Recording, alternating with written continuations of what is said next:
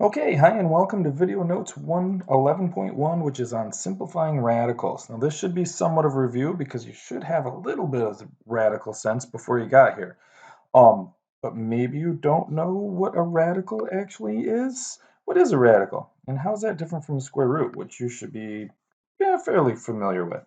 Well, the radical really is the symbol that we see here. These are all radicals. Here's a radical here.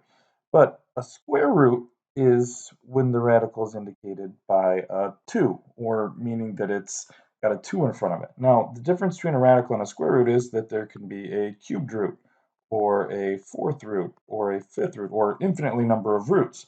What we're going to focus on, though, for this section of notes, and really everything we're going to do in algebra, is that we're going to focus on square roots, meaning that we're looking for just those. We're going to not pay attention to these. And a square root then has kind of a property that we're used to here, which is that the inverse of a square root, and you'll notice, let me just clear this up now, is that we don't always write a 2 there. It's kind of understood, just like when parentheses are next to each other, that indicates multiplication, or if a number is next to a parentheses, it's also indicating multiplication.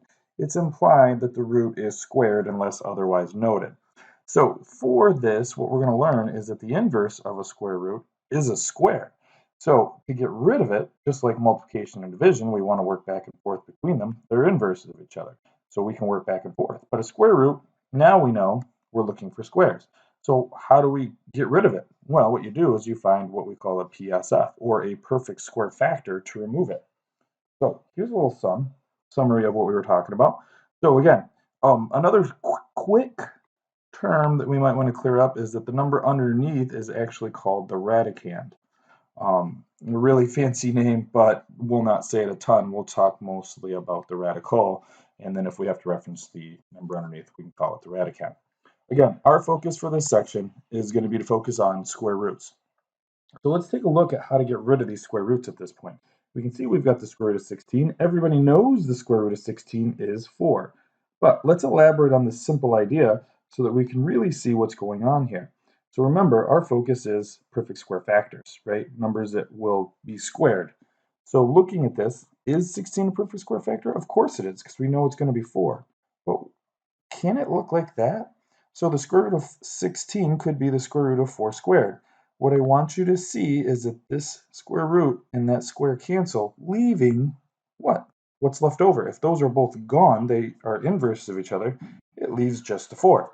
So let's see that again. Let's take 36. 36 happens to be a perfect square factor. It's the perfect square factor is 6 squared, right? And again, let's look at this. What's going to happen here is that since the square and the square root are inverses of each other, they cancel. We would not write the radical after this because this square is canceling. So when you do these little crosses, they're inverses, they're canceling out. So we're left with just a 6. Notice on 72, though, here, the square root of 72, that is not a perfect square factor in and of itself, but we can write 72 as some kind of multiples of each other, or factors themselves, and one of which is a perfect square factor, which is 36, right? Let's change this a bit more. So I'm going to keep this radical going, but instead of writing 36, I'm going to write 6 squared, and then again still times 2. Okay, next we're going to see then I'm going to take this and I'm going to actually separate the 2 so that I can clearly see that I've got 6 squared underneath the radical and 2 squared underneath the radical. The reason I'm separating them is because those 2 are going to cancel, but this 2 doesn't have a perfect square to cancel, which leaves me, if I write below it, a 6 times the square root of 2, or if you don't even want to see the multiplication symbol, we'll write 6 squared to 2. So that's really what this means. It means a 6 still times some form of a radical. Perfectly fine. Okay, up above you saw me on the last question there. Use this property, which is the multiplication property of square roots. What it says is that you can take any number underneath the square root and you can separate it into 2 multiplications of 2 separate square roots. So for example, if I'm looking at 54, I can split it up into the square root of 9 times the square root of 6. I can also have it look just like this, which is going to be a handy feature for keeping track of these. So you'll see me kind of work through that. Let's take a look at one of these examples using this multiplication rule. Okay, so we took 182 here, we split it up into 2 factors that we found, 16 and 12. Why did we pick that? Because 16 is a perfect square factor, and that's what we're looking for, right? And you'll notice that 12, though, is hiding 1 as well, so we broke it down to 4. Again, these two are perfect square factors. You can see I've highlighted the 2's there by switching them over to 4 squared to represent 16 and 2 squared to represent 4. The 3 is just hanging out. Again, now what I've done is I've used this property. Again, this is all the multiplication property, but I used this portion of it where I broke it up into 2 separate square roots so that I could reduce away those roots with those squares because they're inverses. What you'll find is when you break these up, these are single terms. They're all functioning under multiplication. Don't try to add addition and subtraction in there. So you'll see that I left over a 4 times a 2 times that square root of 3. This 3 is kind of trapped underneath this square root symbol because it doesn't have a perfect square to get out. Anything that comes out of this multiplication or reduction of or simplifying of these radicals will always be multiplied. Always be multiplied. Okay, there's always a multiplication out front, never an addition, so be very cautious of that. Another way to look at this one then would have been to look, and if you could find the larger perfect square factor, which would have been 36 times 3, also making 192, and we could have broken the square root of 36 is down to square root of 6 comes out. That's actually the quick method. This will be how I write them when I'm really moving, but right now I kind of want to draw out some of the larger work. But eventually we'll get to this part because you understand it better. Let's look at one more of these really quickly.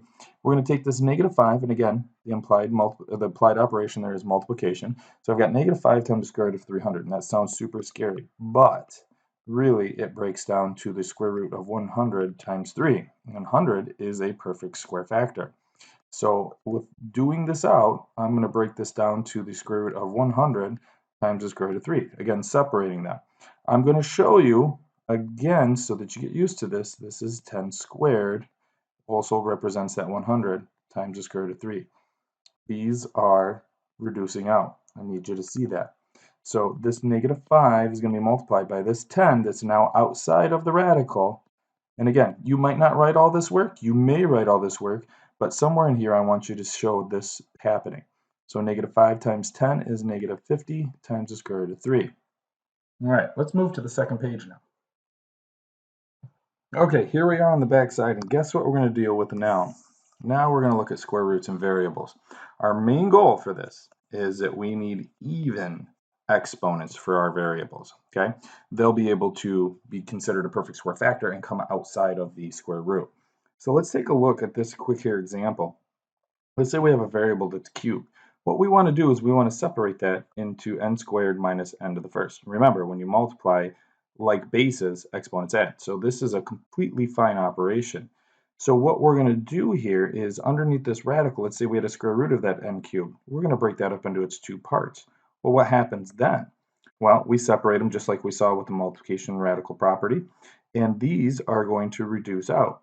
Now, if it's not a 2, remember we're going to be cutting these in half because it's a square root. So if it's a 4, it's going to become a 2. If it's an 8, it's going to become a 4.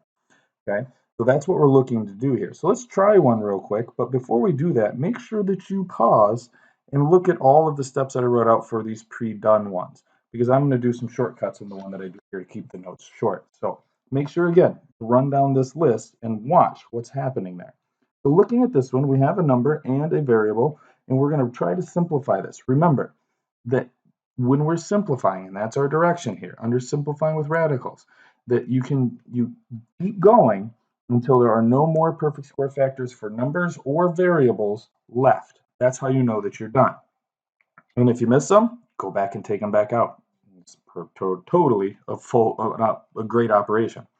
All right, so we're going to take this here. We're going to break this up into a couple of things that are going to be perfect square factors. 45 happens to be factors or multiples of 9 and 5. 9 is the one we want because it has a perfect square factor, right? 3 squared. A, because we just learned we want even variable exponents, so we're going to take a to the fourth, and we're going to separate it into a to the fourth times a to the first, again, representing a to the fifth. So this is exactly the same. We're just breaking it down to its parts, its special parts that we want. 9 is going to turn into 3 squared. We're going to leave that multiplication of 5, leave that multiplication of a to the fourth, and leave that multiplication of a to the first. This is where I would separate and break this up, but I'm going to use a little bit of a shortcut here. This radical here is going to reduce with that exponent. So the 3 is getting out of the radical. The 5 is not. The radical will also reduce with this 4. The 4 is going to come out of the radical. This a is not. So what we're left with is this 3. And remember, anything that comes outside the radical is under the operation of multiplication. This a here is also going to come out, and we said we divide in half, so instead of a to the 4th, it's going to become a squared. What's left under the radical, under multiplication, is the square root of 5 times that a there. So if we clean this up, we get 3a squared times the square root of 5a. Okay.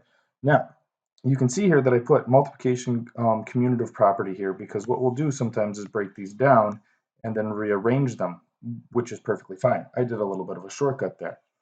All right, so let's jump down here and let's say we've got two separate radicals already. It's okay to put them back together. What does that look like? We could, and we're not though, we could put these under the same radical and take 8 times 12. Our goal is to break these down to find perfect square factors. So putting them together and multiplying them would be counterproductive. We would not want to do that. So instead, let's go ahead and break up 8 because in 8, the square root of 8, I can see a perfect square factor in there. So I'm going to have the square root of 4 times 2. And in 12, I can also see another perfect square factor of 4 times 3. Again, I could put them together, call them 4 squared. But I also could do this, which is look at them as 2 squared times 2. Again, just breaking up the 4 times the radical of 2 squared times 3. Now, again, let's see the shortcut here. So I'm going to take the radical, and that 2 is reducing out. So this 2 will be free of the radical, where this 2 will stay under. And this radical reduced with this square here. Again, this 2 will also come out from underneath the radical, but the 3 will stay under.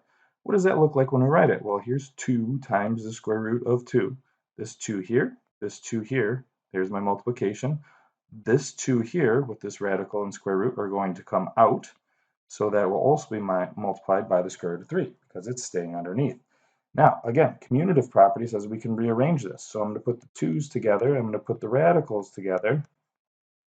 And then 2 times 2 is 4 times the square root of 2 times the square root of 3. Remember, we can put them underneath, so it would look like this. And that's going to become the square root of 6, or 4 square roots of 6. Okay? Again, here's one that you'll see that will be in your homework. So make sure that you follow this around. Notice I wrote it all the way out, so there's lots of steps. Here's that commutative property where I'm rearranging everything. And you can see where I cancel some stuff out, and then I recombine it. Look what happens here, though. In recombining, make sure that you're following along, I get 2 square roots of 5, which now can become square root of 5 squared. So this 5 comes out late because we didn't see it originally, and that's perfectly fine. You keep going until underneath your radical, there is no more perfect squares available. Okay, and again, that's your summary. When is the expression in simplest form? When there's no more perfect squares available, either by number or variable underneath the radical. All right, so today, what did we review?